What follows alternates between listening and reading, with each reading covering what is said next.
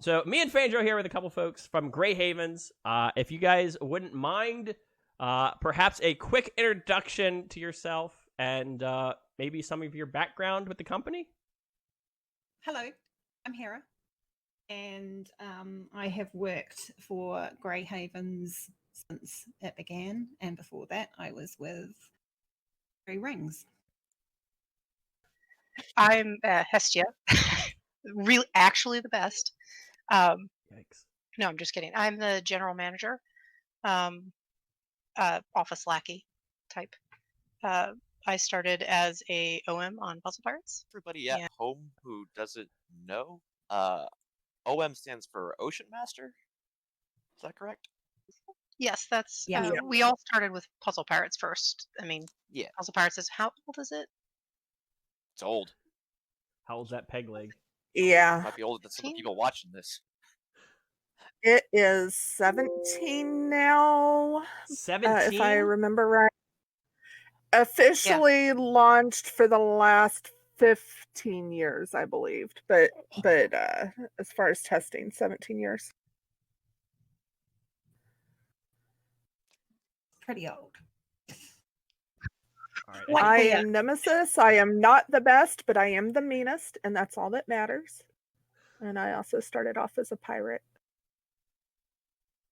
Right. All right. So, talking about Spiral Knights a little bit, what is, if you had to pick one thing, your favorite and least favorite level of Spiral Knights? And if one of you wants to answer, that's fine. We can kind of jump the questions around. My least favorite is anything that requires timing.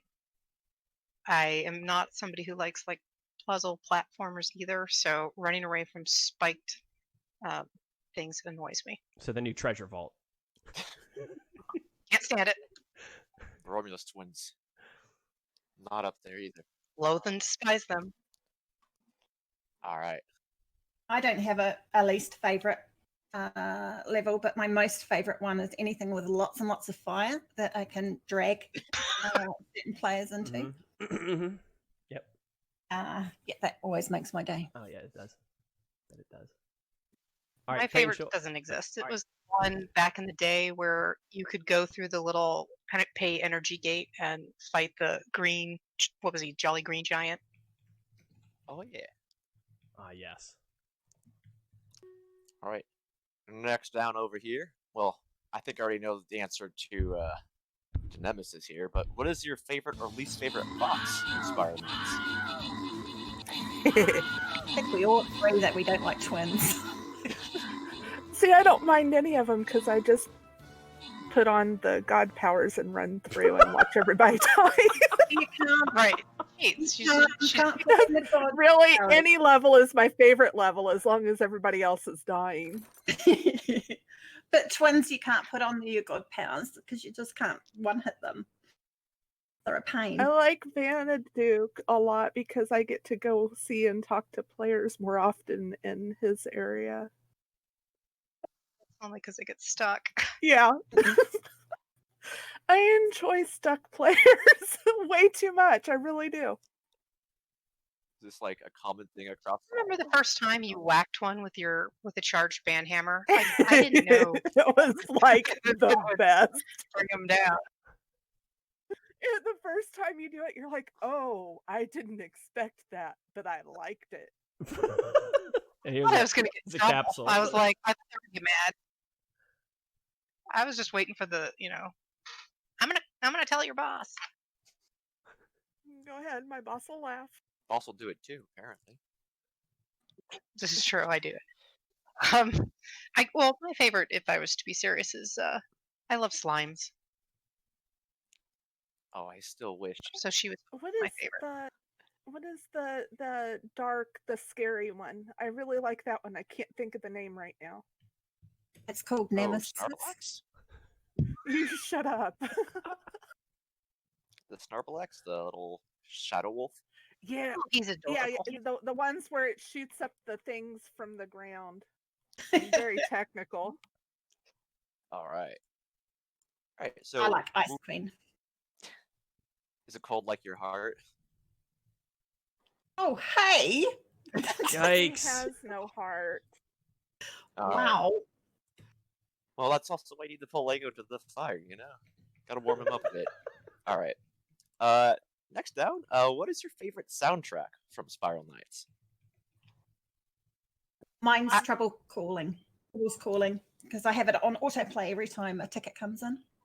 And then I just like, I oh no, I've got to actually have the main theme on my Spotify list, like as a regular rotating Ooh. thing. I'm a rebel. I don't listen to the game music, and it's all turned off. I remember though when we first moved from Sega and we realized that I think per every stream we get like some tenth of a cent or something ridiculous. And so we were all like, let's just I stream had it 4 24/7. computers streaming that. I made 27 cents that week. a week. Was it a week or a month? I know I was Yeah. I that a lot, and it was like, oh, we made 5 New Zealand cents.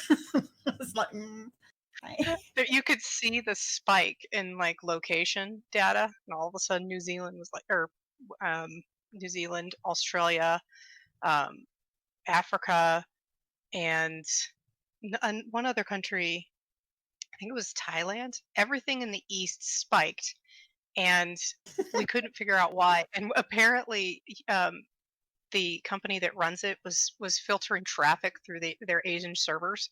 But I was like, why all of a sudden is everyone in Hong Kong jamming to to the main theme? Just thrown over an aux cord. Yeah, but it was only within that realm, right? Of I don't know. It was funny. All right. All right, so now that I'm For- caught up, We're caught up. so from the GM team, how would you guys say the atmosphere changed for you guys when kind of Three Rings transitioned into Grey Havens, and when you guys were integrating with that team? I know it was a lot of the same people, but what were some of the biggest changes for you guys? Well, I was primarily with Puzzle Pirates, so I can't really answer from the GM perspective of what it was like before.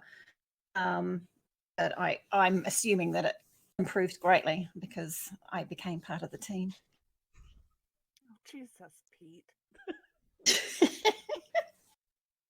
So the short answer and the real answer is there wasn't a great deal of change. I mean, the core team has always been the core team, and our policies across the game, the different games, have always been very similar. I guess there was a learning curve on relearning the game because for some of us it had been quite a while, if ever, since we first played Spiral Knights or last played Spiral Knights. Yeah, we were part of testing, but we weren't sort of actively part of support. I see. Some of the other GMs were already part of support, but we had to combine, and which was weird because most of us had never done multiple games at the same time. So somebody on a shift might be, and this is not true of the developers, but support will work multiple games at the same time, and so that was a learning curve. You had to like switch your brain. Yeah, I had worked on Spiral Knights back at the start of it, and then I was moved off for World, and then where, I don't know, Doctor Who or something, along with Puzzle Pirates, but it had been long enough that it was so new to me when I started again. I mean, on the picture as a whole, you can kind of imagine it. It's not hard, right? Like moving from Sega on the management side, it's just a lot different to be in a AAA company than a company that's tiny and you depend on each other for everything. There's nobody to go to. Just us. It's so much cleaner, though. Oh, yeah. There's so much less red tape. Right. So I guess we'll jump down to the next one. That was very nice to know. What is the #1 support ticket that you guys reply to? That we reply to or that we get? Well, like you get and reply to, preferably. Our number one ticket that we get is they're being mean to me. Sad but true. Mom. Yeah, and it's usually something like, "You're a jerk, go away." And I'm like, my kids would be embarrassed to come to me with a complaint like that. Why does everybody feel like they can't be, you know, it's a game. Yeah. They're not here to question, we help either you get win, buddy. people- If it's a question, it's either people might be stuck or something like that, or they made a mistake, but it's usually something like that, or it's language, or he's mean to me, or why is this one standing next to me? That's a big one. I don't know what it is about somebody standing next to you that is so Or in offensive. you. People sometimes offensive. get really upset about like you're standing inside of me. And for a while I was like, and then I was like, I don't care. Yeah, I mean, if you want to get a better perspective on it, the overall number of actual inquiries we get are very, very small. Complaints, we get quite a few, but they're usually kind of bogus. Mhm. But people actually asking us a question through a support ticket is very limited, and usually only if they're running into a problem. So it's not to say that there's tons and tons of problems with people being stuck, just that when they do contact us, it's because they are. Yeah, and I'm battle sprites unequipping. There's something that I run into a lot with people. Like suddenly can't find their battle sprites because they restarted the mission. Yeah. Yeah. That makes sense. That was my number one. I've had friends do that too, and I've been like, "It's still in your inventory, right?" Like, "Oh, right." Sometimes. Yeah, every time we get that question, I have to stop and think. Now, I know there's a reason for why this isn't a big deal because it seems like such a weird, random question, but let me think again. All right. All right. Next on down, how many people are currently associated with Grey Havens? Are there like we have like two little parts to this. First part is like how many are full time versus contracted or part time, if it's something we can talk about. And then I'll get this part two after I guess we go over that. It depends at the time that you ask, but we run anywhere from 15-ish to 20-ish, something like that. Okay. And then the second part is, does Grey Havens have a sole ownership or a joint ownership? We own Spiral Knights and Puzzle Pirates and and some other IPs outright. Basically all the 3 ring stuff. Okay. Ugh. All right, here's a fun one. Like in the most recent update, we added, well, I can't say we, at least the players get to experience changes to lockdown, such as like the big camera zoom out. Do we have any like thoughts on that, or On the camera zoom out in lockdown? Yeah. It was something that was possible anyway, just from people expanding their window, essentially. And so it was one of these things where, well, if Bob and Jim can do this at any time because they have a giant monitor, there's really no reason to be locked or to not allow others to do it. Okay. So it was leveling the playing field a bit. That's actually pretty insightful. All right. There's also, from experience, when we had our little Guardian meta session a while back, it was something where it's really hard to fight like that. So it's kind of nice to know it's for overall vision. All right. Well, the thought would be like, where am I going to go? Pull back over there, pull back in. Yeah. High level stuff. Pretty much how it works in practice. So, all right. Next up, how do player inventories work? Little sub parts of that is like if a user gets hacked, what would like the process look for like a recovery? Like if items traded away. Right. Well, I mean, if somebody emails in and says that they can't access their account, then we will go through a recovery process, and we will review what's happened, and we will attempt to recover items. But we can't promise that we can actually recover items.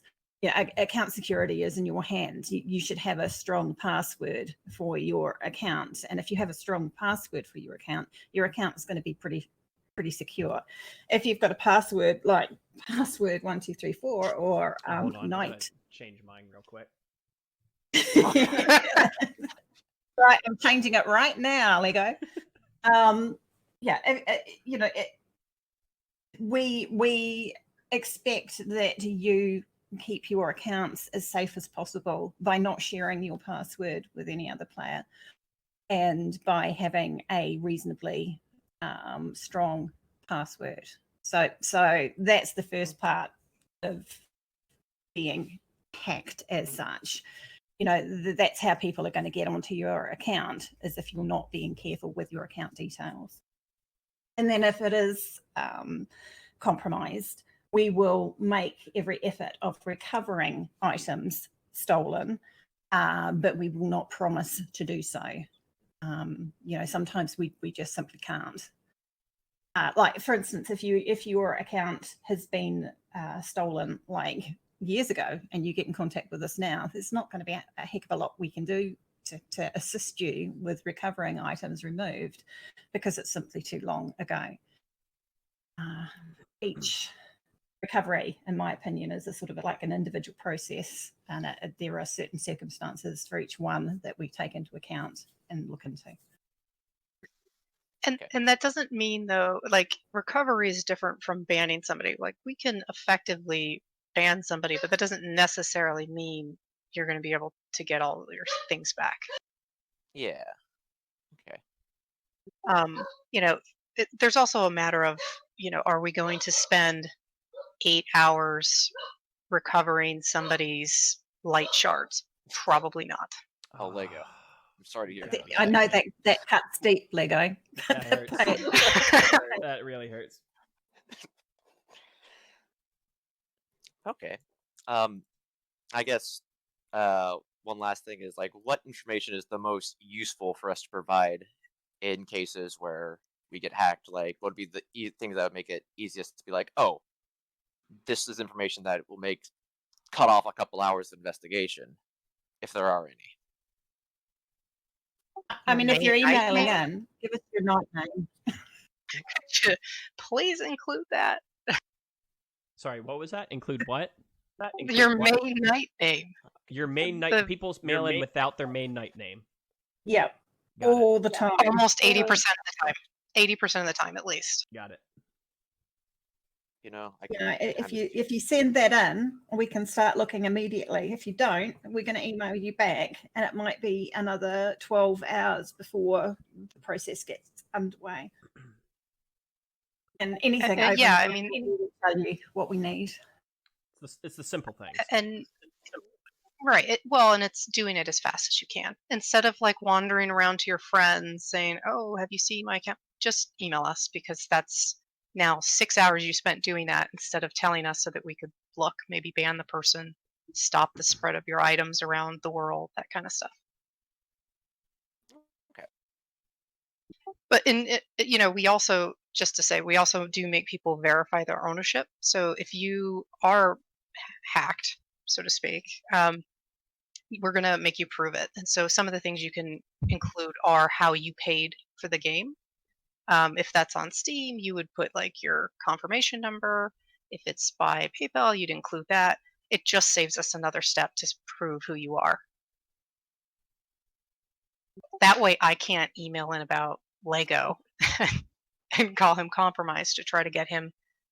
We also ban the account that's compromised to stop any spread of items. So you can't get him banned by just complaining, or steal his account by pretending to be him.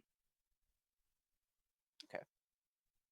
Yeah, we do check before we take action. Yeah. We don't get random complaints in and then go, "Oh, okay, we're going to ban." We do look into it. It's showing that it's pretty loud on my end, so you should be able to hear it. All right. Try to turn up your volume. I guess we could hop on to the next question, because that was It was insightful. All right, everybody, if you get banned, make sure to write down who you are. Saying I got banned and then no information ain't gonna get you unbanned or anything like that. All right. What is Greyhaven's perspective on the current player community, or your thoughts on like current player community? Well, I personally am very grateful that you all are so invested and interested in the game after so many years. It makes it a pleasure to work the game and put up events occasionally. I feel like we've gotten pretty lucky because we all play other games, and I would not say that in other games the community is as welcoming to new players or frankly is civil.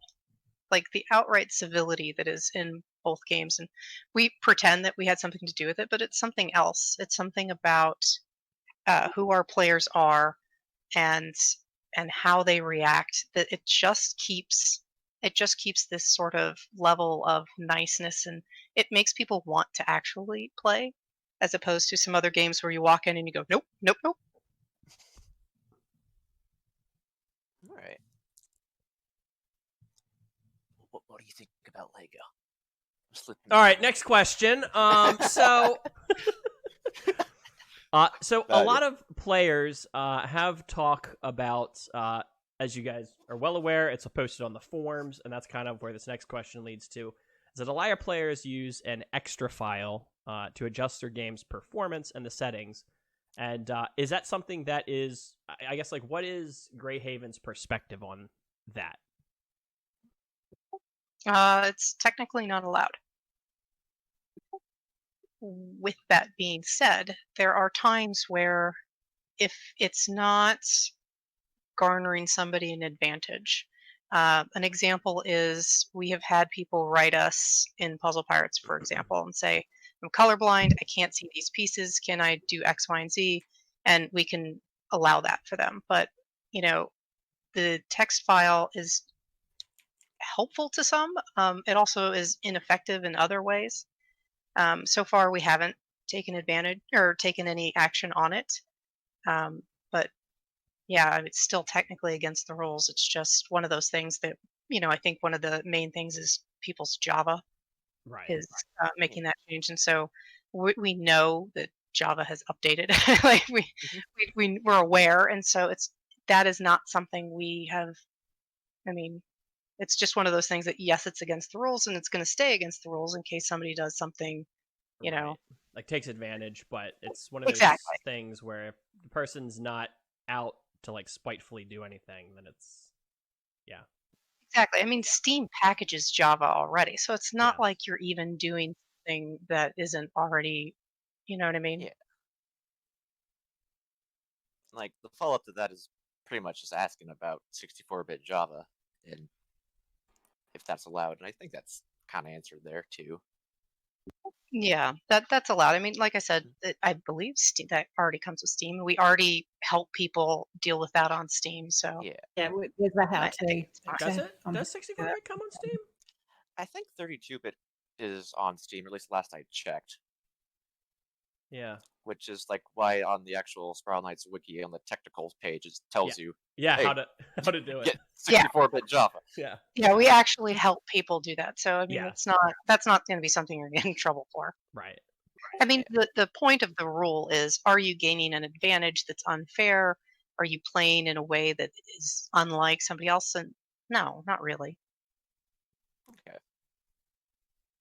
And the next one on the list is kind of in a similar vein, but a little bit different. Is what is Greyhaven's perspective on people who mod the game, and is it allowed? It is not allowed. Generally speaking, it is allowing an unfair advantage and not something we really want happening. All right, you heard it here, folks. Clip it if you want. And then next over is Greyhaven's okay with players using Spiral Spy? Spiral Spy was the makers of it asked us way back in the day if it was okay. I mean, that's usually the process, right? If somebody makes something that, or they want to make something that is kind of in that gray area, and we have this on Puzzle Pirates a lot, they write us, we review it, and sometimes we grant them the ability to do it. We did that with Spiral Spy. The condition was that we didn't want people posting on the forums. We didn't want them posting spoilers because we didn't want them ruining something for another player. Okay. So Spiral Spy is something people are allowed to use. But it also doesn't, again, give them some sort of in-game advantage that's unfair. Well, I mean, not too bad. Okay. 'Cause So I know lots of people like to use that to make up a costume or something so they can recreate it in game. So Yeah, we just ask that they don't post on the forums something that's going to spoil something that's not out yet or something like that. yeah, Sure. makes sense. So another big thing that's kind of been going around in the community and a hot topic nowadays, at least in the arcade, is the old RMT, which stands for real monetary transactions. And we're kind of wondering if you can shed some light on basically how does that impact the game? What kind of effects does it have from the business perspective? Oof. A hardball for you. Oh, well, I think Hestia is this Welcome back, because by the way. it's a trigger point for me. I'll start ranting. It's a problem, and people who pretend that it's not are often partaking in it, and they're trying to justify their behavior. The fact is, if you think about it, people selling things for real money, it changes not only the in-game economy and the value of items in game and how easy they are for you to obtain, but it directly affects our bottom line. And thus, if we're able to do other things or operate the game and all that kind of stuff. So basically, they're killing off the game that is profiting them right now. All right. I mean, so like, let's say somebody's leaving the game and they've got an overcharge Mixmaster, Oh, and baby. they decide to sell it. That item would have, had they not done this, right? They've either bound it to themselves or sold it to somebody else. If they don't do that, it sort of goes away, right?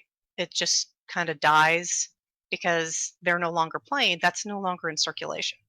If they just sell it back into the game, that will affect everybody else's value of their item. So it it's not, people will pretend that it's helping us. It's really not. It hurts us financially, but it also hurts every single player trying to gain these items, right? And now for the less serious answer, it really annoys working, and they do horrible, horrible things to the people that do it. Yeah. It's also probably a lot easier to get scammed with, which leads to more issues on your guys' end, I'd imagine. Oh, yeah, there's a lot of scams with it, which is really unfortunate. But one of the things that really, now we're going to rant. But one of the things that really makes me mad about it is they do this, and the person selling it, they know that they're not doing something they're not supposed to do. It's against the terms of service. They don't always tell the buyer. And sometimes the buyer is a newer player or somebody who's just less experienced, and they're super eager and they see what they think is a good deal. They don't really know that it's not okay. And then they kind of get roped into this, and it's just really unfair for them. And what are they supposed to do? I mean, now they've got to, contact PayPal and deal with that. And the people who are wanting to still play and are very active are the people we want to have fun, and that's really not a fun kind of experience. It also opens them up to harassment. I mean, you get one guy Oh gosh. selling, and one of their buyers doesn't do what they want or provide what they want later on, well, they've got the perfect thing to hold over their head, right? And we've seen that done time and time again. It's infuriating. And I'm saying this as a parent, it's infuriating that to see, people my kids' age that are just getting scammed and heartbroken over something that should be fun for them. What about the people who do the sale and then they complain that person because they're on their way out anyway. They don't care. And they end up, really harming that person, and you just want to smack them. Or the guy that was selling and then complaining the buyer as scamming them and trying to get the money back to resell it again. These guys are jerks, not just to the company. They're if they're gonna screw over us, why wouldn't they, challenge their I know. But it just astonishes me the number of times they scam each other and the number of times they complain each other for the thing that they're doing. Oh God. See? And God forbid, the funniest time. Okay, so here's a funny story related to RMT. RMT seller sells a big chunk of change. Buyer gets caught, charges back all of his purchases to that seller, and that seller tries to report them for scamming. And it's just like, yeah, you guys deserve each other. Go for it. Oh, that happens all the time. So what I'm hearing is RMT just turns into that Spider-Man pointing meme quite frequently. I want to shake people. They're lucky I don't know who their parents are.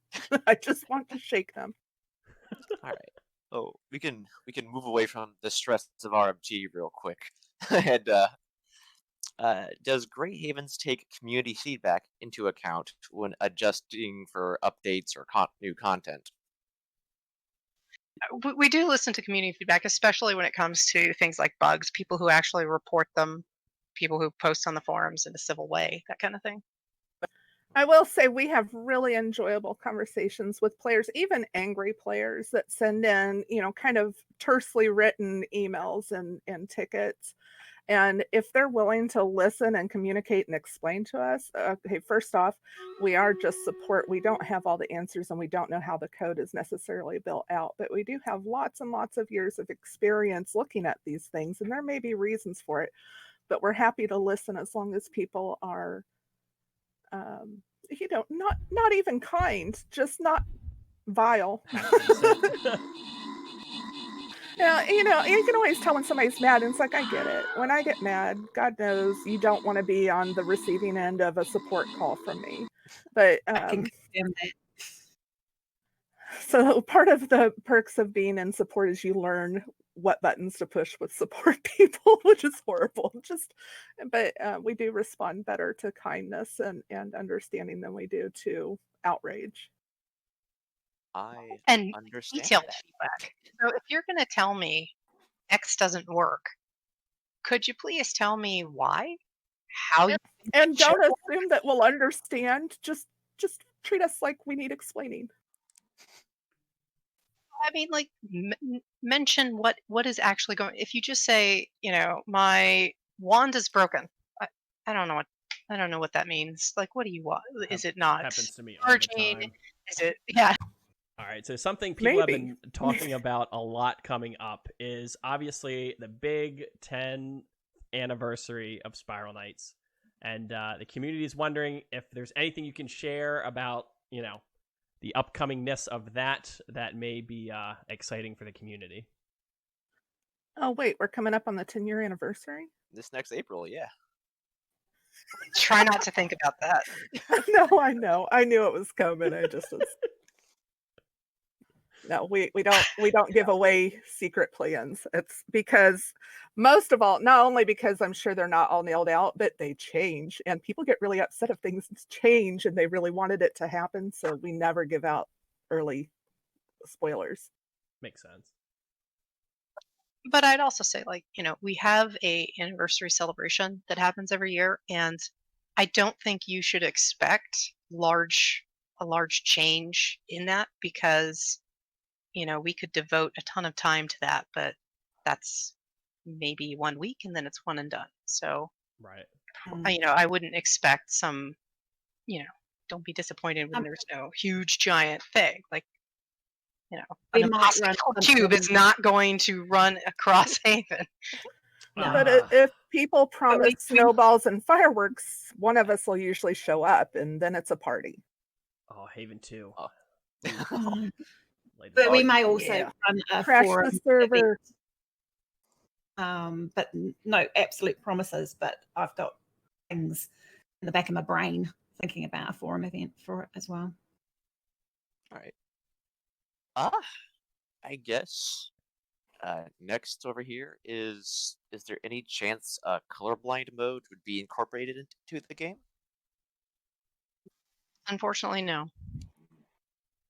Easy enough. I mean, it's not that we wouldn't want to, but Too late.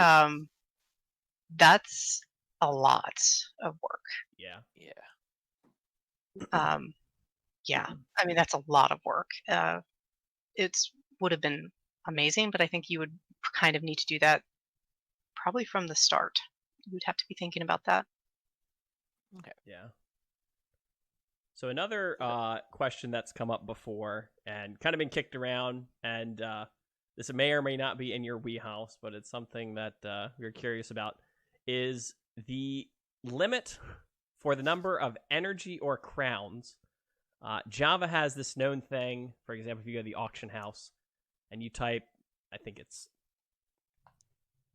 Have the number written down here. 2,147,483,647 in. You can type that, but the second you try to go up to 48 at the end, it actually doesn't work. So is that the most energy or crowns someone could physically have on a single account? Make a few purchases and find out. Yeah, I mean, I think that sounds like a thing that you could test, Lego. Got We'd it. be interested I in will knowing. talk to Lego about that, and How about this? look at If us you upselling, test man. this and you break it because you end up with 3 trillion crowns or 3 trillion energy, we'll help. We'll remove a few from your account if you want. Maybe move it to a different one. I promise. rebalance it so you can log in again. Exactly. Yeah. Just dump onto your We're offshore giving, account. folks. Another point, kind of about the economics of the game, that people are kind of curious. And the kind of study economics and those kind of things is, do you guys have a way to track, roughly how much energy and crowns in total is kind of circulating in the entire player base market? How No. much do you have in your pocket right now, Hera? We can add it up, I suppose. Empty your pockets, everybody. I mean, we can see that on the back end if we want. Mm-hmm. There's just never been a reason. Enough to buy a Mixmaster, I guess. We'll just say there's a We'll just say there's a lot. It would surprise people how much there likely is. I got a question the other day, escalated to me, and it was something like, "We're worried that that we're going to run out of energy in the market." You're okay. You'll be fine. We're not even close. Start getting there. Throw up some red flags around. All right. Oh boy. Go ahead, Fangel. Let it rip. Let's go, baby. Chat's ready. Yeah, the chat's going. We have 180 people, and chat is ready for this question. Is Grey Havens currently aware of any bugs with neutralizer damage? Are you're really ready for the answer? Well, chat's screaming it. We're ready. I'm grabbing a coffee. One here. Now's your for chance to wine. say, we're aware that you believe it's broken. However, it is working as designed. We've checked a lot. Oh boy. There you go. it is. It's admittedly bizarre, but that same pattern repeats on a lot of items that we have. And fixing or changing it on one means we have to change all of them. And I think that this one's noticed more for some reason. Maybe it's because people wanted it to be a little bit better, but it is actually how it's supposed to be working. The stronger the base sometimes has a weaker bullet. Okay. I'm in favor of burning. So in other words, right now. we're not planning on making any changes. Okay. There's a lot of all caps in chat. Oh yeah. I'm not even looking. I could tell them the numbers and say that's the numbers we intended. And I mean, that was a design decision made, I don't know, 9 years ago, 10 years ago. But like I said, there's a lot of items that are like that. There's a lot of stuff in the back end that you're just like, that looks weird, but it was what they intended. So. All right. Well, I'll pitch the next one, Fangel, since you did that one. Oh boy. The community is interested. Okay, you made it. And now that Hera's back, she can help us with this one. Watch the shelf, Hera. About disc guns have been kicked around the community quite a bit, and the community is chomping at literally the bit, even their legs sometimes, to know what are these things. Are they in game? No comment. Because if they're not in game, I have no idea what you're talking about. Well, there you go. Understandable. Have a nice day. But all right. Well, after we said both of those, this next question kind of going. Moving away from chat. This is a good follow-up. This is a good follow-up. What community memes does Grey Havens know about? I don't know. I mean, I think that once they get big enough, things get to us. They work their way around to us pretty quickly. So probably a lot of them, I'd say. Is there a validation? But then every once in a while, one pops up and you'll say something and people will be like, "That's a meme," and you say, "I have no idea what you're talking about. What?"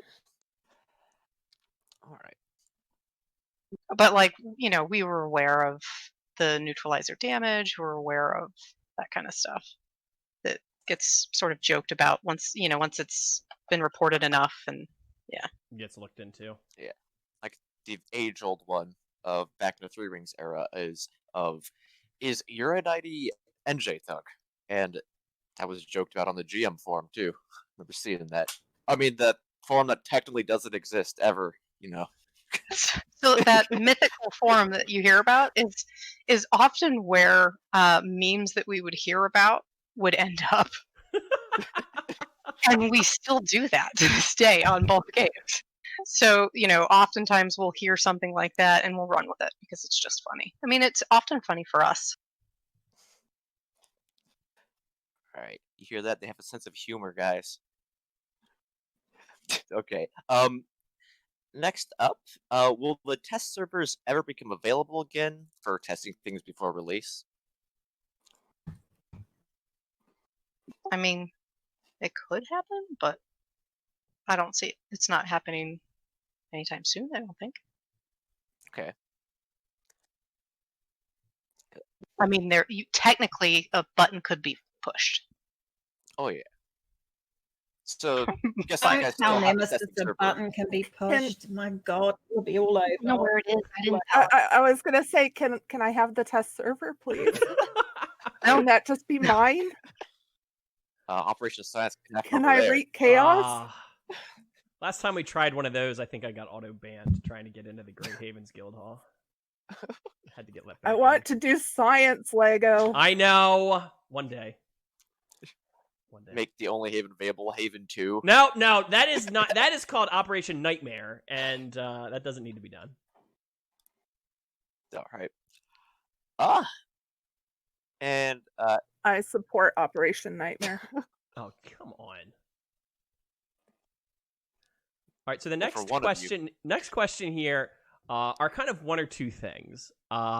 One is that Spiral Knights used to be linked with Steam, as everyone knows. And one of the nice things with that is when it came to trading, say, large quantities of materials and stuff, it was a big time saver. Is there ever the chance that Steam would get synced back up so that you could do the Steam trading? Or I guess what was the reasoning behind kind of breaking it apart there? No, it will never be done. My finger will always cry.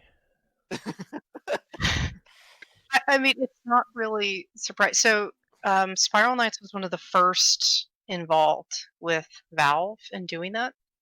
And a lot of it was an experiment. We hadn't done it before. Valve hadn't really even done it before. And I mean, originally, you could almost only do other Valve games and Spiral Knights.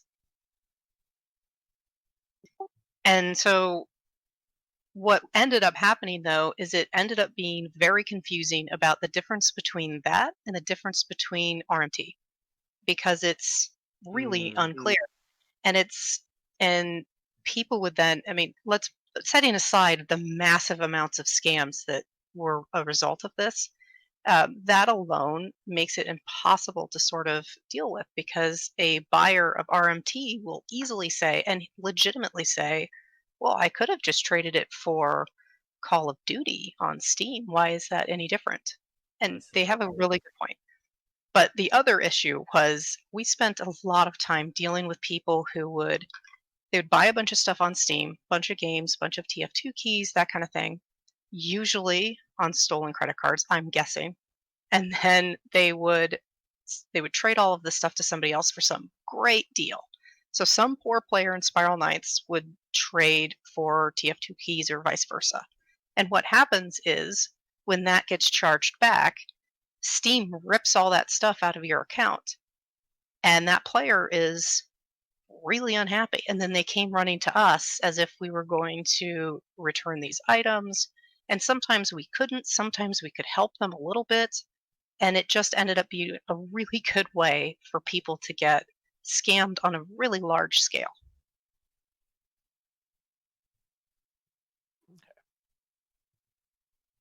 As a side note, the reason I say stolen credit cards is because that's one of the things that does happen in Spiral Knights. So if you see, and I'm sure anybody who's online recently probably saw somebody trying to use a website that's like a clearly some the bot that spam posts it. Right. Enable. The poor Cronus was running around chasing, getting rid of everything. Yeah. Right. So that website and websites like that essentially are laundering stolen credit cards. So they make purchases in our game. They give people the energy for pennies on the dollar. They charge it back, which we then incur that loss. And then whoever owned that poor credit card, they're incurring some sort of damages, and the buyer is in trouble, right? I don't know. And we always tell them, if this happens, if law enforcement asks us for records, we're going to give it to them. So stop doing it. But it does look like he wandered off. He got bored. Phew. All right, another. Which, by the way, everybody who complained that guy, thank you. Really, it's helpful because he would change his message just enough. And so, to get around a filter and all this other stuff. And so, when you file a complaint, it is actually helpful. Good to know. If you see the guy around Haven, you guys, fire off a complaint at him, and they'll give him Das Boot. Throw some snowballs at him to bully him too, The yellow ones. Yeah, exactly. Not the white ones. We'll sell them for 1 crown each. So one thing that people kind of always have in the back of their head is game masters and their interface with the auction house. And there's the question around the community that do game masters ever post non-featured items on the auction house? And then also kind of go along with that, do they ever bid on items that are listed on the auction house? I've got a pocket full of bolted V's I can put up if you like. Short answer is the average agent or support agent or whatever doesn't even look at the auction house unless there's a reason. So no, we don't touch anything there. We're not bidding. We're busy dealing with, normal tickets. If selling, they will only ever use the featured auction because it's like the whole point of the featured auction house is so that our company can say, hey, there's this thing. But if you're playing on your player account, and when you're playing on your player account, you have no powers, no special money, no nothing. You're allowed to buy and sell on that account if you'd like. As a as game a master, player, right? Yes, gotcha. But that account has no powers. They're not allowed to obtain anything from their account, and we do check. But yeah, so they're allowed to play as a player if they want.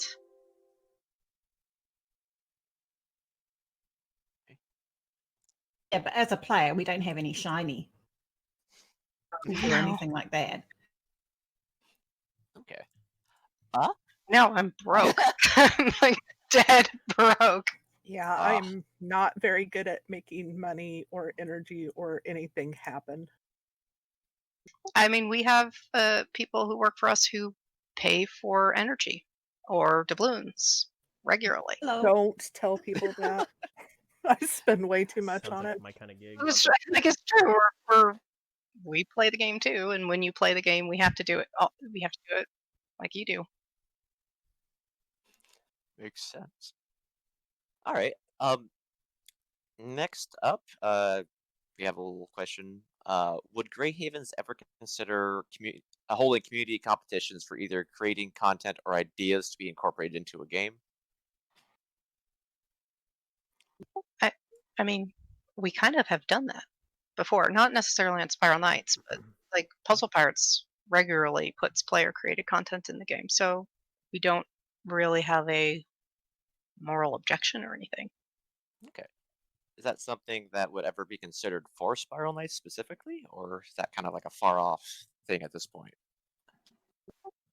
It would be more difficult to implement, so I mean, I would say it's a far-off thing, but I don't know. I mean, it, in theory, could happen one day, but I mean, it would have to be something small, like, especially in the beginning, right? Until things are figured out, like, here's a new hat, or a new helm, or something like that. Like a peacock hat. Right. No, Like, despite, never peacock anything. Yes. I mean, if you want it turned down quickly, but if we were ever to do that, we would post in the forums and ask for help. I think it'd be really fun. Oh yeah, me too. And I think it would be a way to add some sort of neat content because we don't have all the ideas in the world, right? So I think it would be creative, it'd be fun. Like Puzzle Parts does do that. So yeah. It's just implementing something in Puzzle Parts versus Spiral Knights is a lot different. It's the art in Spiral Knights is a lot more taxing, right? It takes a lot of skill to be able to get something rendered properly. I mean, Polly's around. We could talk to Polly. No, because she just implement chubbyizing. New height size modifier, chubby. TV face. Yeah. Exactly. Oh, Dorney, you may come into the game. Oh, yes.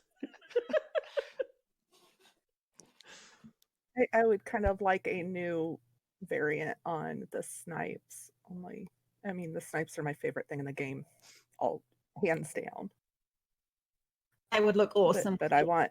I just knew she was I going to want suggest. bunnies. Just knew it. Knew it was coming. I can dream. Chickens. I could have chickens. All right. Well, here's a little follow-up. Is there a possibility of more direct involvement with the community, such as like commissioning community artists going forwards? So, I mean, if we were to do something like we were just talking about, it is possible because of the level that it takes that we would pay them. Like, we don't believe necessarily in volunteers. Again, in Puzzle Pirates, the skill level required to create content is a lot lower. So it might start as a contest and that kind of thing, but it works.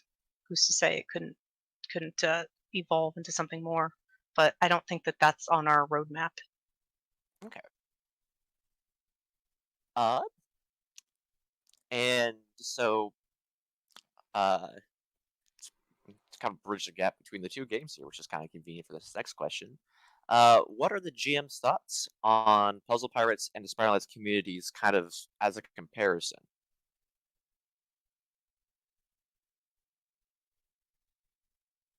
I mean, it's apples and oranges, so I They're bet both that you taste can. okay. They're and the audience is different, right? Like, Right, they've got completely different demographics. I will say that both communities they're both very small, right? Neither one has a huge player base, but they're both really kind of amazing. And again, if you compare them to other games you play, it's a stark difference between, if you walked into Puzzle Pirates, you're going to be greeted fairly similar to the way you are in Spiral Knights. But if you walk into, and I'm not going to name the epic name, Oh yeah. it's not as friendly. Okay. But, like, both have, for instance, like fan art that's done and it's high quality and it's just fun to look at, and they're funny, and we get funny petitions from people, and they tell us when they're getting married and that kind of stuff. Get wedding invites, real life wedding. We do. We got it. I'd be guessing no, but it would be just like, send us a card. Or cake. How close is this? So finally, like, here's one that's a little bit more on the Puzzle Pirates side of thing, but it will lead in, I swear. What makes the Puzzle Pirates economy so complex? That's a big topic. That is such a big topic. I'm glad we got about 7 more hours. Yeah. I mean, the economy in Puzzle Pirates, it's not just like earning the currency from the navy or from your crew and pillaging. There's different aspects of it. You can become a shopkeeper. You can sell items through that. People sell commodities around the ocean to various shops and make a profit with that. There's the whole island ownership puzzle, so to speak, of flags. It's just, if we get questions about shop ownership and how taxes work and everything, and we can look at those questions and go, oh God, because it is so complicated trying to work certain aspects of it out. I think it's so complex because the original developers made it like that to make our life a misery. We're trying to figure out tax rates. For all later questions, please be sure to ask Hera. It was designed in a way that would feel like the real world, and so it feels as easy as you're like, oh, I'm just going to open up an ironmonger or a tailor shop. No problem. But then 3 months later, you have 4 spreadsheets. You own a weavery so that you can supply your own tailor shop with cloth to make the boots that Bob is going to buy from you. But oh no, you need commodities from 3 islands over, so you go and sail and get that. Like, it becomes quite a deal. So we have people who play the game to pillage. We have people who play the game for like island ownership, but we have a lot of people. Often the ones who stay the longest are the merchants. Being a merchant in Spiral Knights is I buy something low and I sell it high. There it is, you buy low and sell high is not even the tip of the iceberg. You're building the things, you're creating the things, you're trying to time the market of every single mineral and every single material. And then add that everything dusts except for ships, unless you sink it, right? So people need a constant, refresh of stuff. So it just kind of keeps it going. Okay. They also have market competition. That's an idea. It's not like you have yeah. a flat rate that something's valued. There's a lot of supply and demand. Anyway, I would love to see some of that in Spiral Knights, but I think it would really upset people too. So my ideas Well, are not the best usually. We could dust costumes and Well, guns. I mean, that's kind of like how those ones where you're, like some of the community sees them. And it's like, hey, this lasts 30 days or until this date, kind of thing. I guess that's a little bit similar. So, like, Yeah. depending on the fanciness of your outfit, it will last anywhere up to what, 90 days, is it? Yeah, I think it's 90 for some of the fine black fabric items. But and then that's login days. then Like, you can put it in a closet, but if you pull it out of the closet, that's a day. I see. I remember before that was actually and put into the game. Things didn't used to dust. You didn't sink ships. I can remember when the soundtrack of a ship sinking was released before it actually was implemented. What about and Poe Runs? That was the best game ever.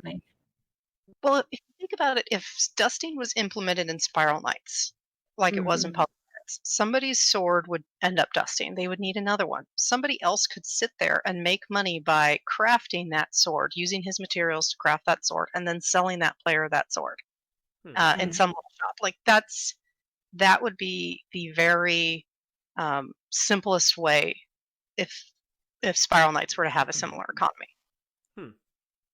That would be a big change. Oh, and the players would kill us. Like, rip Mixmasters. And we would. I'm not seeing a lot of all cats in chat, so I don't think they are that upset about the idea. I mean, I'm thinking if that was okay. So this is just random thought, but if it ever was implemented, perhaps that would be instead of dusting the existing items or giving them a deadline, break out a like an anvil repair. Well, right. So you would have a repair feature, but also Gotcha. make things that are less quality dustable. Have a second tier of items that you could get for short term. I don't think you could change the existing inventories is what I mean. Yeah. I don't think I could see it. Like if heat went down, you have to heat it back up, but yeah. But I think that's the end of the little long list we have here. But if there's anything else you guys want to say, feel free. I might just scour the chat for a second to see if there's anything in there that's not screaming at me. And be like, that looks like a one. And see if that's anything. Okay, I'll ask Lego. How many people do you think, when the Bolted V happened, only bought one stack? So only bought 750. I didn't buy one stack. Stopped pushing that button. But how many managed to only do it one time? None. Unless they didn't even log in. Wow, Fangel, did you push it one time, Fate? You pushed it at least twice. Yeah, I had to make sure that it's not just. So no one pushed it one time. No one pushed it once. I bet you there was one person. There has to be one good soul in this community that pressed it one time and was like, I didn't get charged. There were 49. 49 out of, are you giving like a rough 49 total? people are amazing. Nope, that's the exact number. All right, I was not amazing. I see how it is. Yikes. Who was the amazing? I'm not going to actual names, but Get someone names! out there claim they're one of the on 49. a golden plaque in a Greyhaven's. Cut open the cake, their names right there. It's like, right, yep. One of the 49. These guys. All right.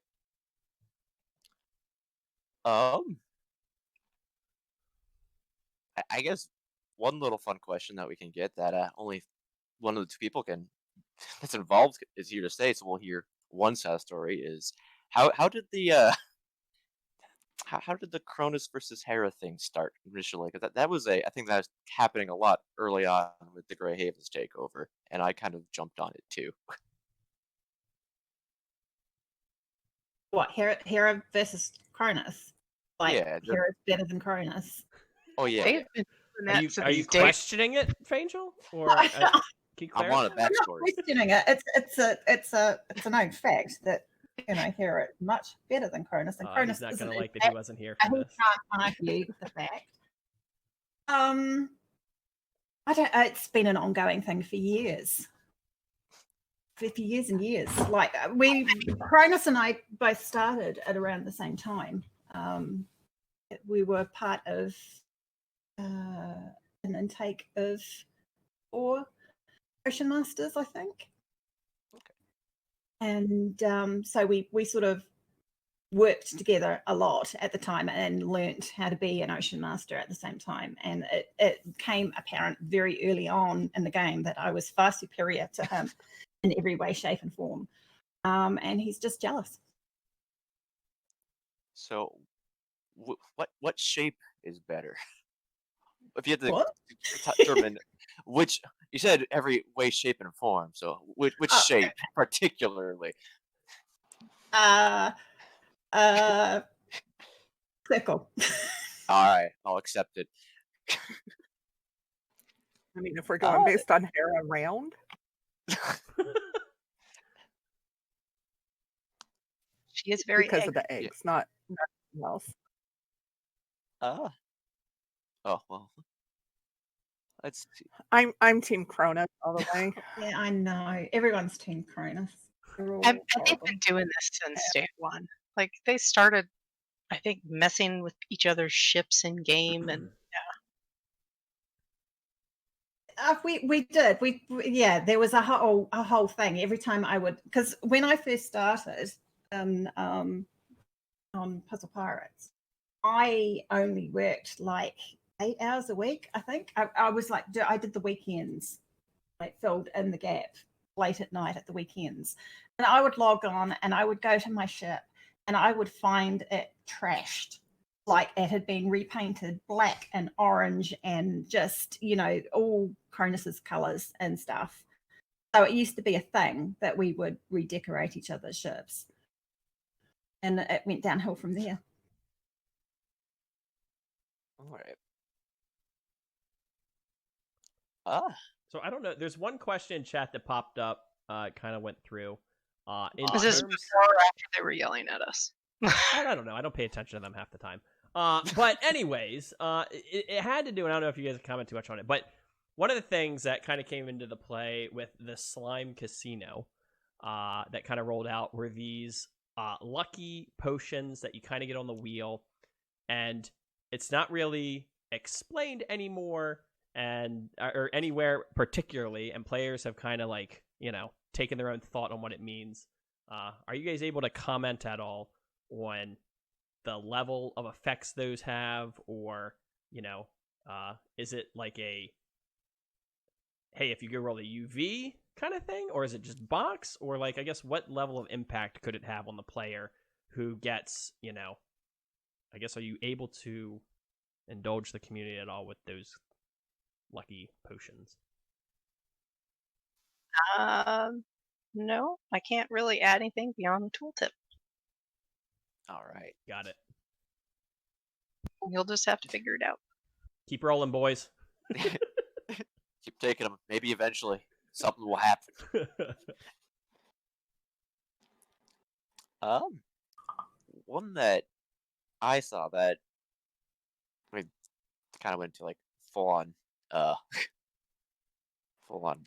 suggestion here too, but one thing that people have kind of noticed recently is that some like older items that may have been in like the beta, such as the Jaws of the Megalodon, for I guess a little costume piece, and with this flash sale, the shroom cap have started kind of like re-emerging, and then any other items like that we can maybe like anticipate, or is that just kind of something where someone realized, oh, this thing's in here. Let's do something with it. We plan everything. There's no snub. It's like, yeah. It's not like we randomly go, oh, I found the thing. Unless it is.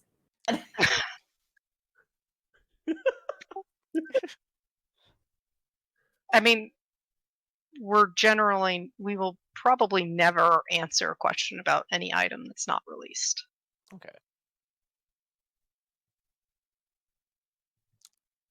And then, let's see. Any other ones in here? Do you like the shroom caps? Oh, I didn't was know that I thought of question? them. I saw someone wearing it. Do we like them? I love them. Yeah. I like I them have- because I can see the eye through it.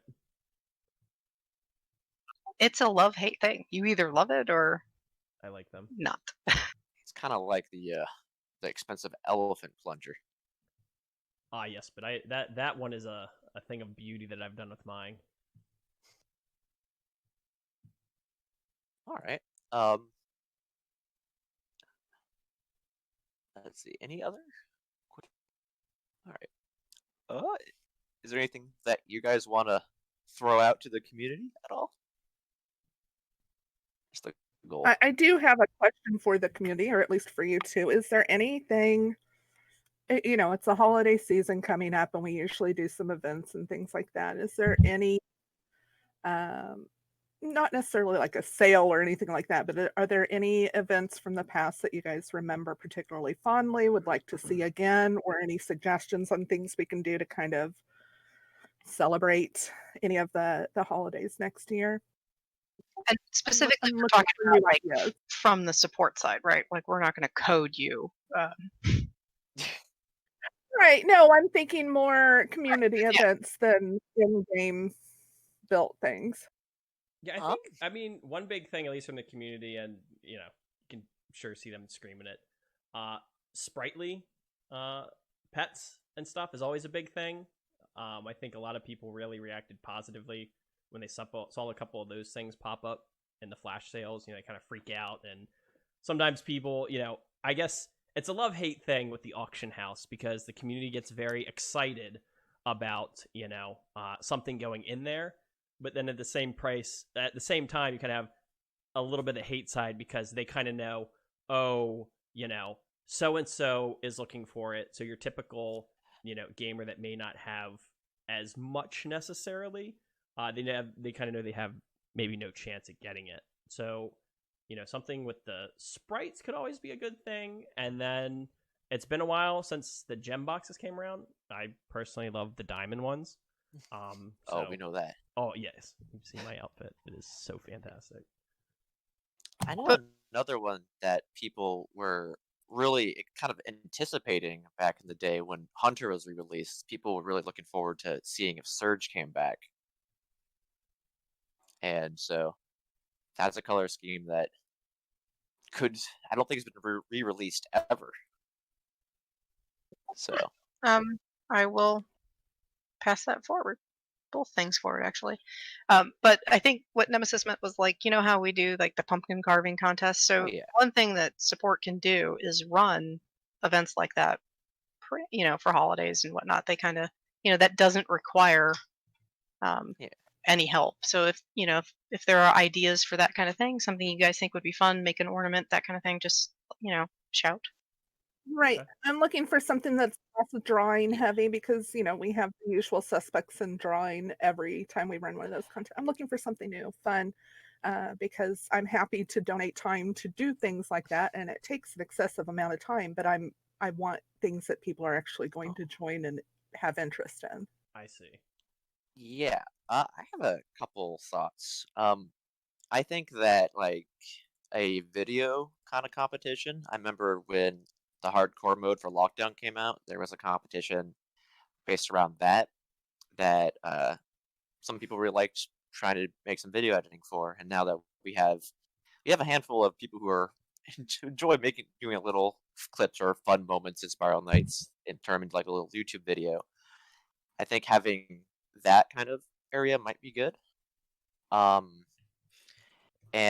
other forms of like other types of art that's more like instead of being like, oh, you can do one of like three things, like you like do like a physical drawing or something, and then like you could sculpt something, 3D printing. having other yeah, something where allowing a different kind of area like that. Like I think either like a kind of writing, be it like a short story or like a little poem, or even like a short song someone could write.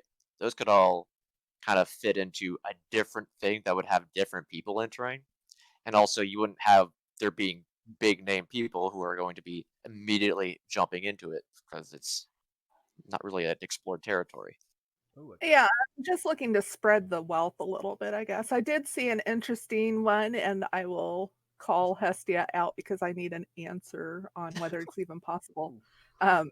Someone just suggested an avatar contest for our forums because they are kind of limited. Do we have the ability to add more there? Let me check. If we do, I'd be happy to host something like that too. We can start that on my personal event roadmap for next year. All right. One Um, other thing. Oh, go Can I ahead. just say, before it scrolls beyond belief, I saw a question about proto gear Yeah. and people who want to obtain a different color of it. So the issue with it is that it is locked to a knight. It can never be unbound, and so that because it acts differently, we've never done it because we were afraid we didn't really want somebody to accidentally buy it, want to eventually trade it, and then find out you're stuck with it. And even though it's equipment, right? It's basically a costume. Yeah. So I mean, it's possible we could do that, but like, do you still want that to be done, even if it cannot be traded? I mean, I mean, so putting it up in the flash sale would have been problematic because I guarantee you people would have said, "I'm going to buy 10, 10 of each," and then then the little figure blue out, oh, things in the bottom. yeah, and then we would have gotten the mail of, guys, help. yeah. I think people would enjoy that. Because a lot of people, myself included, started the game so long ago, and since then have discovered a sense for fashion. So having a more variety of proto gear colors would allow us to spread out more costumes and even allow us to make duplicate costumes of a certain thing. Even if it's technically still an armor or if it's just something where it turns into like a regal draped armor instead of being spiral draped armor, for example. I think people would love that either way because making costumes is definitely part of the end game. Oh, for sure. All right, I think we'd have to figure out, though, a way to make it clear so that somebody didn't make that mistake. Yeah. I really like the idea of having a bigger variety of costumes running around in game. I get frustrated when I see everybody fawning over a particular look and you see a dozen clones run by all of a Yeah. sudden. I am a big fan of any addition there. Ooh, somebody wants a food or ornament contest. Aha, Cray. That could Oh, be a bacon fun. one would be good. Down with that. Got to taste test it. Let us know.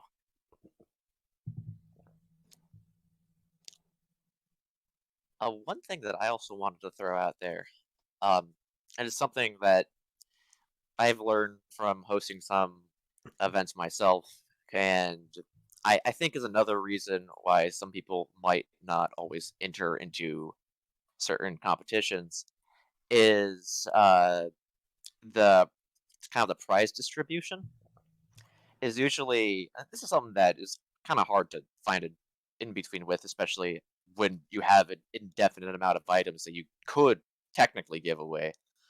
Um, compared to like a player that could just kind of take whatever they have and try to give it away.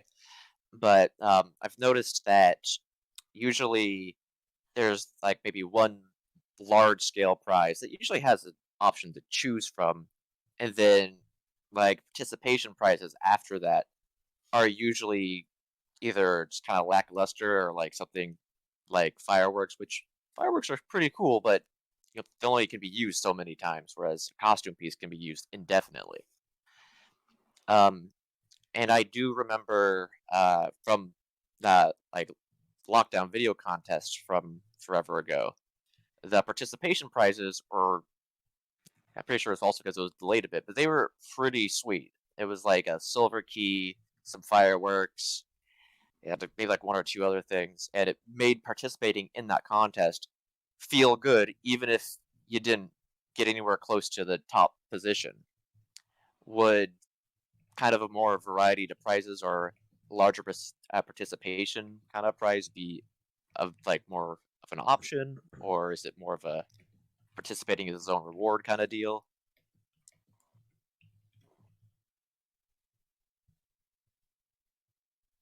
I was just waiting to see if Hera would answer. Yeah, so participation is problematic for one reason, and that is that there will be people who get on 37 alts and submit, right? And so it then requires us to sort of verify that. So we tend not to do participation per se, but I think that expanding the prize pool, if people actually wanted a firework, or I mean a silver key or something small, right? Yeah. Yeah, that is something we could do. Like we could basically say anybody who meets some threshold of effort. Yeah. But usually, that then takes the GM to go through every single person and deliver them. So that's why we historically just haven't done it. But I mean, is that something folks want? Is more participation prizes? Well, I I guess think one a thing that better was even brought up participation was prize. like I don't know how feasible it is, but like the non-tradable aspect. So like, obviously there's some people that will try to partake in it to, get shiny and, their merchant kicks in kind of thing. But the non-tradable aspect of it, if that perhaps was an option, then it's like you're doing it to better yourself as a knight in the community for something like you would use yourself. I don't know if that's something that would be feasible. Yeah, it would depend on the item, right? Because if I gave you a silver key that was not tradable, you could still open the box and, hand it to your alt. Yeah, they could give the Right, like bolt you'd to their still own. use the alt, yeah. Yeah. That's true. And I think it depends on how many entries there are, right? If 250 people enter, that's 250 yeah. people that But I think Cronus or Hera has to but look up and give them a historically, I don't firework. think we've ever. I mean, have we ever seen those kind Yeah, of numbers? I feel like for an event on Puzzle Well, the Quest? events that Well, I've I'm talking about Spiral Knights, not Puzzle Yes, Pirates. Spiral Knights, no. Yeah. Oh, I did see the suggestion for greeting card. Thank you, Craig. Ooh.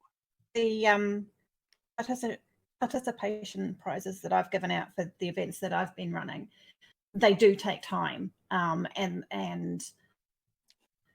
I mean, not everything comes down to hours, but I would balk doing 250 participation prizes, even though it would be wonderful seeing that many people enter. Generally, any competition that I've run has always had less than 20 entrants, and even then, it takes a lot of time to judge and then to distribute the prizes. I mean, you may think it's just like pushing a button and it's done. It's not. There's a lot of time that we put in, and it's our own time too, a lot of the time. Because I mean, we enjoy running events. They're great to do, and we love it when we get a lot of entrants, but I don't want to be giving out 250. Yeah, I think that's something people don't participation realize, anytime. though, is a lot of times event running, the GM is doing a lot of that work on their own time. Like they're just doing it because they want to. Hera does it a lot, actually. Yeah. If we tried to fit that into our regular schedule, you guys would never get a response to any tickets sent in. Yeah. All right. Yeah, it's like on the community side, host events can be probably not as problematic, but everything's still manual. So if it's manual all the way over there too, I get it. But yeah, And then some we have to people, be careful that we're giving prizes to the right people, because yeah, I've got like that's several never happened that I've given the wrong prize to the wrong person. Yeah, it's not really a fun thing to say. Actually, you didn't win. Let me get that I'm gonna back. have to take that back. It's never a fun thing. Nemesis, to answer your question, it does look like we can add more avatars without needing a release or anything, which would be nice. Like, we don't need a website release. Hot damn! I've got my project for next year. I think people will really enjoy doing that. It sounds real fun Well, to I've do. been looking for a way to, like engage. I love doing events, and I know that Hera does and Clotho does too. And it would be great to have more things like that, especially if it's something where not only do you get a reward, but you get to see your work in a visible place where other people can appreciate it, and not necessarily just drawing, which we have some fantastic artists in our community, right? But the challenge is finding other ways. So like usually we have on Puzzle Pirates, singing parodies, dioramas, things like that. Well, how do you relate that to Spiral Nights in a real way that you would actually have participation given the type of gameplay, the difference in gameplay? So the communities, like going back to that previous question, the communities are very different, and the way that they participate with the game and with each other are very different. So that's the challenge, and that's the struggle, and that's why there's probably less extra event activity on Spiral Nights currently. And so I'm hoping we can find a way to fix that. Okay. And the community usually likes to try to fill in where that kind of gap is left. So like, I know Polly here is running a Secret Santa event through this December, and I know that I'll probably be running my annual event through January. Don't have details I share on that yet, but it's something I do. But having kind of spread out from there, like I know usually there's like a Valentine's competition, there's a pumpkin carving competition, and I think since Grey Havens has taken over, Hera's tried to run an ornament competition. So I think those are like the 3 annual ones, but that still leaves like what, 9 other months to kind of fill in with something else kind of fun. Yeah, I'd like to find a random holiday. I mean, like Puzzle Pirates has Talk Like a Pirate Day, but if somebody could come up with some random half-known holiday that we could devote to Spiral Night, feel free to send in a ticket and let me know, because I'm happy to run with that, and we'll just go from there. Like a old-timey chivalry day. Something. But I'd also say, like, if somebody has a history of running events, and this is true on Puzzle Pirates as well, but and they want support. So maybe they want extra prizes, or us to bump the prizes, or us to stick either post or send out tweets or that kind of stuff. They need to email us well in advance, because this is the kind of ticket that is not high priority. So, like, I mean, well in advance. But if that person can link to a couple of events they've run, maybe 1 or 2, so that we know that they're not going to take whatever we give and run off, and that they have a history of being able to organize and effectively run an event, we do support them. Like, we'll help. We can do pot prizes. We can do, like I said, but let us know. So the Secret Santa thing, if it's just a Secret Santa event, probably you don't need our help. But if it's something more than that, you should send in an email. All right. I mean, if you've got a gathering in game that for an event that you're running, if you ask an games master to come and visit during it, chances are somebody will, just to say hi. But we need to have notice of it. You can't send us in a ticket during the event and saying, hey, I've got 30 buddies in the guild hall, come and say hi, because we may not have time at that particular time depending on what else is going on. But we like being social. And Cracker Up, I have got an idea for a anniversary event for the forums for next year. So for the 10th anniversary. So keep an eye on forums for that. I would note, though, that if you are running an event and you want our help, you cannot have something like an entry fee. So, yeah.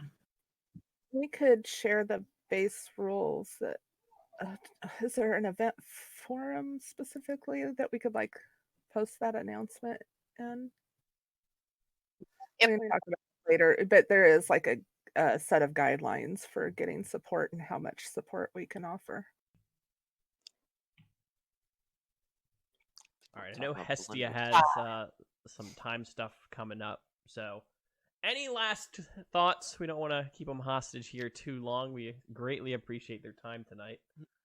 But any last things, either from the Grey Havens team or the community? Spit them out.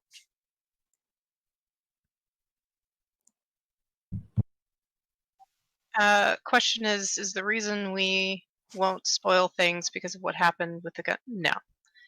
The reason we don't want to spoil the game is that's just the way we've always been. It's the same in puzzle parts. Actually, the same rule exists there. So we've had this rule now for 15 years. The reason is because if when a release is dropped, it's pretty fun to have people excited about what they see and what they can go do. If they have already looked at all of the shiny things, a lot of the fun is sucked out of it. And it's sort of like if you get presents on Christmas morning, if you unwrapped them a week prior, it's just different, right? It's not as exciting on the day of because you've already seen the fun things. You don't have to rush out and try to go get it. Do you think there'd be a potential for teasers, potentially? Because I know that the Tortodrone thing was teased maybe like a couple weeks to a month before. I feel like that was like around the time that something happened. So we all got teased with Tortodrones and we all got super excited about it. I mean, part of that though was that like Tortodrones had already been around. Like if you were playing in the very beginning, he was there, right? And Yeah. so it was very easy to tease him because some people knew about that, and we had content that allowed us to tease it pretty easily without the thing being finished. So Okay. Whereas like the Treasure Vault Mimic would not have been something that could have been teased because it didn't previously exist in the game. right, and it would be like, there's a box. Whoa, Yeah, I could see it being pretty confusing if you don't know some of the stuff to it without actually getting in there. Okay. All right. Yeah. All right. I think that's about everything then.